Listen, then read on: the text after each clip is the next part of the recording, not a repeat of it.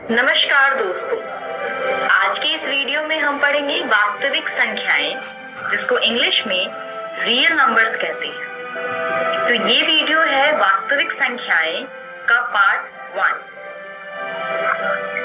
चलिए देखते हैं पार्ट 1 में हम क्या पढ़ेंगे। यूक्लिड विभाजन प्रमेय। चलिए थ्योरम देखते हैं एक यूक्लिड विभाजन प्रमेय का।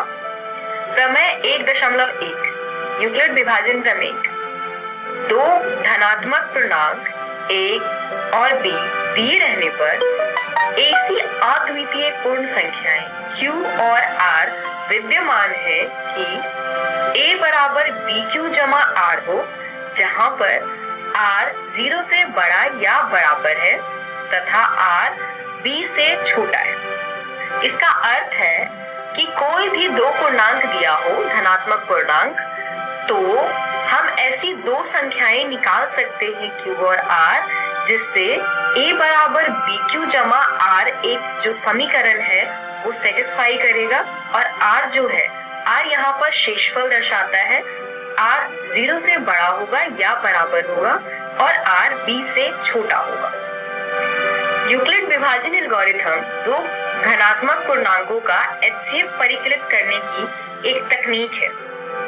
यानी HCF निकालने के लिए हम यूक्लिड विभाजन एल्गोरिथम का प्रयोग करते हैं। आपको याद होगा कि दो धनात्मक पूर्णांक a और b का HCF सबसे बड़ा धनात्मक पूर्णांक d है, जो a और b दोनों को विभाजित करता है। मतलब HCF, जिसको हम इंग्लिश में हाईएस्ट कॉमन फैक्टर कहते हैं, वो दो संख्याओं का वो सबसे बड़ा धनात्मक पूर्णांक होता है जो दोनों ही संख्याओं को पूर्ण रूप से विभाजित करता है।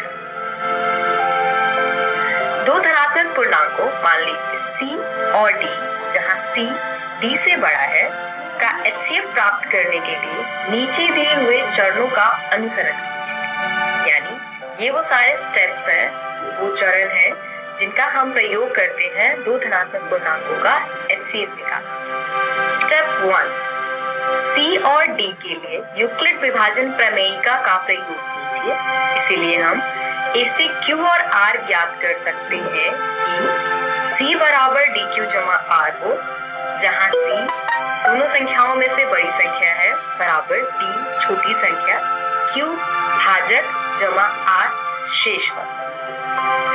जो शेषफल है वो 0 से बड़ा या बराबर होगा तथा ये शेषफल d से छोटा होगा।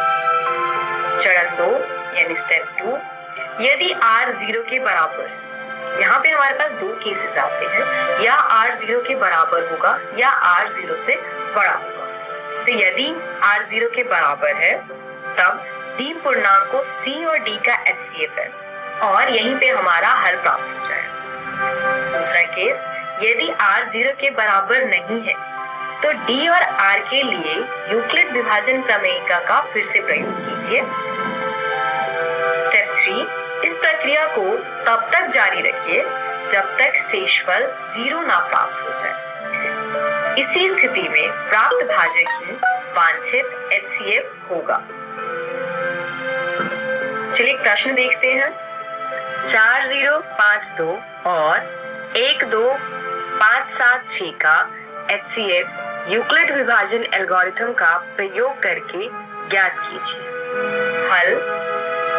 पहला चरण, यहाँ पे 12576 बड़ा है 4052 से, तो हम 12576 और 4052 पर यूक्लिड विभाजन प्रमेयिका का प्रयोग करेंगे और हमें प्राप्त होगा 12576 बराबर 4052 गुने में 3 जमा 420। चलिए देखते हैं ये हमने कैसे प्राप्त किया। भाग का साइन बनाएंगे, जो इन दोनों में से बड़ी संख्या है उसको भाज्य के रूप में लिखेंगे तथा जो छोटी संख्या है उसको भाजक की जगह लिखेंगे और इसको भाग देंगे।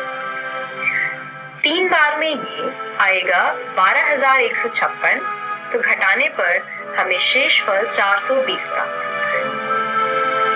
क्योंकि शेषफल 420 0 के बराबर नहीं है, इसीलिए हम 4052 और 420 के लिए यूक्लिड प्रमेयिका का प्रयोग करके निम्नलिखित प्राप्त कर सकते हैं। देखते हैं अब हम इसके आगे अगला स्टेप कैसे लेंगे। ये हमारा पिछला आंसर है। दूसरा हम भाग का साइन फिर से बनाएंगे तथा 4052 जो कि पिछले स्टेप पर भाजक था उसको हम भाज्य की तरह यहाँ लिखेंगे तथा 420 जो पिछले स्टेप में शेषफल था उसको हम भाजक के रूप में लिखेंगे। तो हर बार हमें ये इसी प्रकार करना है, भाजक को भाज्य की तरह लिखना है तथा शेषफल को भाजक की तरह लिखना है। फिर हम इसको दोबारा भाग करेंगे। 9 बार में ये आता है 3780, घटाने पर शेषफल प्राप्त होगा 272। क्योंकि शेषफल 272 0 के बराबर नहीं है तो हम 272 तथा 420 में दोबारा से यूक्लिड विभाजन प्रमेयिका का प्रयोग करेंगे। तो नए भाजक 420 और नए शेषफल 272 को लेकर यूक्लिड प्रमेयिका का प्रयोग करेंगे। इससे हमें प्राप्त होगा 420 बराबर 272 गुने में 1 जमा 148।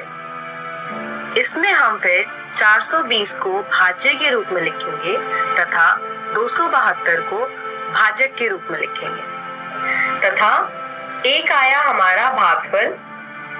इसको भाग देने पर शेषफल प्राप्त होता है 148। नए भाजक 272 और नए शेषफल 148 पर यूक्लिड विभाजन प्रमेयिका का फिर से प्रयोग करेंगे और ये हम तब तक करते रहेंगे जब तक कि हमारा शेषफल 0 नहीं आता। अब 148 और 272 को लेते हैं और आगे हल करते हैं। इस पे फिर से यूक्लिड विभाजन प्रमेयिका का प्रयोग करने पर हमें 148 भाजक प्राप्त हुआ है तथा शेषफल 124 प्राप्त हुआ है, जिसपे हम फिर से यूक्लिड विभाजन प्रमेयिका का प्रयोग करेंगे। इससे ये आएगा 148 बराबर में 124 गुने में 1 जमा 24। हम नए भाजक 124 और नए शेषफल 24 पर यूक्लिड प्रमेयिका का प्रयोग फिर से करेंगे और इससे हमें मिलेगा 124 बराबर 24 गुने में 5 जमा 4। अब नया भाजक है 24 और नया शेषफल है 4। इस पर हम यूक्लिड विभाजन प्रमेयिका का प्रयोग करेंगे। क्योंकि ये लास्ट स्टेप है इसलिए इसको डिटेल में देखते हैं। अब 24 को हम भाज्य की जगह पर लिखेंगे तथा 4 को भाजक की जगह पर लिखेंगे। 4 में अगर हम 6 से गुना करते हैं तो 24 प्राप्त होगा, यानी इस स्टेप पर हमारा जो उत्तर है, जो शेषफल है वो 0 आता है।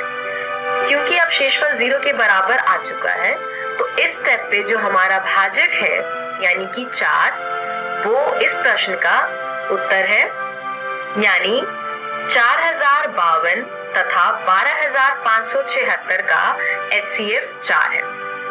इस वीडियो में हमने सीखा यूक्लिड विभाजन प्रमेयिका। अगली वीडियो में हम देखेंगे अंकगणित की आधारभूत प्रमेय, भाज्य संख्या की परिभाषा तथा HCF और LCM। Thank you.